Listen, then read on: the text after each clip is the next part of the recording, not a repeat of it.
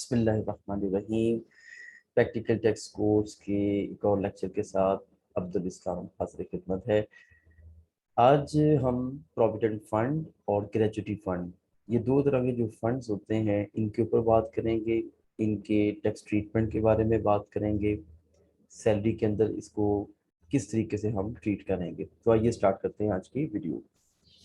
देखिए, दो तरह के फंड्स होते हैं और दो तरह के ये सैलरी पर्सन को बेनिफिट्स मिलते हैं। एक है प्रोविडेंट फंड और एक है ग्रेच्युटी फंड। बेसिकली ये काम कैसे करते हैं, तो पहले प्रोविडेंट फंड को ले लेते हैं। एम्प्लॉय अपनी सैलरी में से हर महीने प्रोविडेंट फंड के अंदर एक कंट्रीब्यूशन करता है। इतनी ही कंट्रीब्यूशन एम्प्लॉयर भी करता है। प्रोविडेंट फंड के अंदर जो पैसा जमा होता है वो एम्प्लॉय का होता है।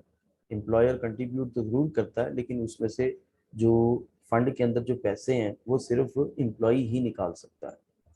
वो अपनी जॉब के दरमियान में भी निकाल सकता है और जॉब के बाद इकट्ठे एक ही मरतबा भी निकाल सकता है। तो अब हम आते हैं इसके टैक्स ट्रीटमेंट की तरफ। टैक्स ट्रीटमेंट इसका इस तरीके से होगा कि हमें मैंने, अगर आप ये एक्सेल की शीट को देखें तो इसकी ना कुछ कैटेगरीज करती हैं। पहली कैटेगरी के ऊपर हम बात करते हैं, वो है स्टैट्यूटरी प्रोविडेंट फंड, यानी जो सरकारी प्रोविडेंट फंड होता है। सरकारी जो प्रोविडेंट फंड होता है उसके आगे मैंने लिखा है होली एग्जाम्प्ट, यानी मुकम्मल तौर पे एग्जाम्प्ट है। उसकी कोई भी कंट्रीब्यूशन है, एम्प्लॉयर की कंट्रीब्यूशन है, एम्प्लॉय की कंट्रीब्यूशन है, इंटरेस्ट है उसके ऊपर, कुछ भी है, वो मुकम्मल तौर पे एग्जाम्प्ट होता है। फिर बात आती है रिकग्नाइज प्रोविडेंट फंड की, जो कि कमिश्नर ने रिकग्नाइज किया होता है। उसके बारे में दो चीज़ें बड़ी इंपॉर्टेंट हैं। एक ये है कि जो एम्प्लॉयर कंट्रीब्यूट करता है उसका ट्रीटमेंट क्या करना होगा। उस पे 150,000 की, ये लॉ में डिफाइन है, उस लिमिट तक या 1/10 of basic salary plus DNS allowance, यहां तक ये एग्जाम्प्ट होता है। ठीक है, इसके ऊपर, इससे यानी यहां तक एग्जाम्प्ट, अब इससे ऊपर जो जाएगा वो टैक्सेबल हो जाएगा। जो एम्प्लॉयर की कंट्रीब्यूशन है, जो एम्प्लॉय की कंट्रीब्यूशन है वो ऑलरेडी सैलरी के अंदर डल चुकी है, उसके ऊपर वो टैक्स पे कर रहा है। अच्छा, इस तरीके से जब प्रोविडेंट फंड के अंदर एक रकम जमा होनी शुरू हो जाती है तो उसके ऊपर ज़ाहिर बात है एम्प्लॉय को इंटरेस्ट भी मिलता है। इंटरेस्ट भी एक बेनिफिट है। उसके बारे में क्या कि अगर रिकग्नाइज प्रोविडेंट फंड है तो 16% तक, 16% तक जो क्यूमुलेटेड बैलेंस है उसके ऊपर एग्जेम्पशन है, या 1/3 ऑफ बेसिक सैलरी, इन दोनों में से जो हायर साइड के ऊपर होगा उस हद तक इंटरेस्ट में भी एग्जेम्पशन है।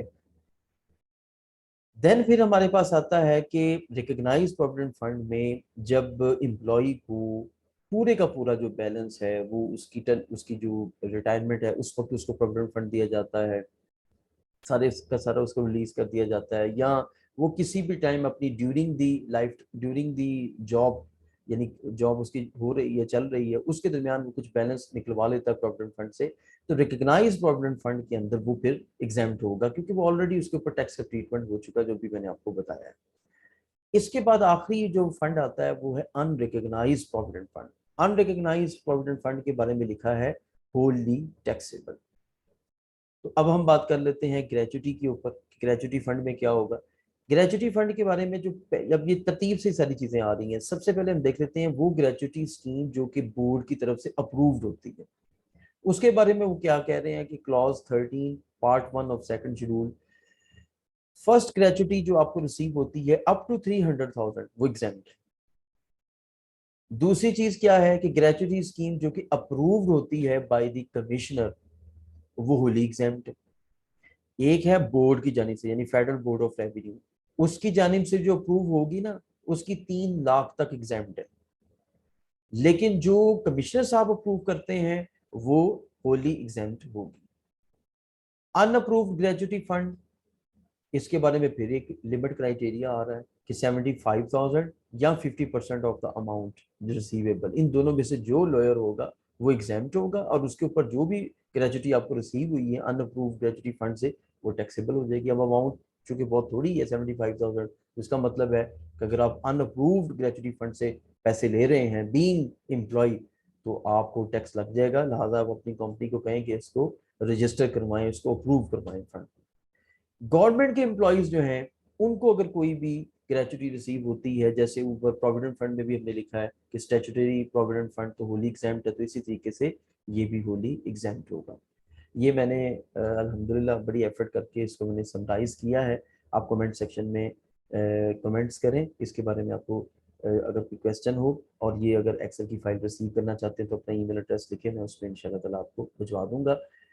हमारे साथ बने रहिए, क्योंकि अभी प्रैक्टिकल टेक्स्ट कोर्स के ऊपर और बहुत ज़्यादा फ़ायदा मंद वीडियोज़ आने वाली हैं। थैंक यू, टेक केयर, अल्लाह हाफिज़।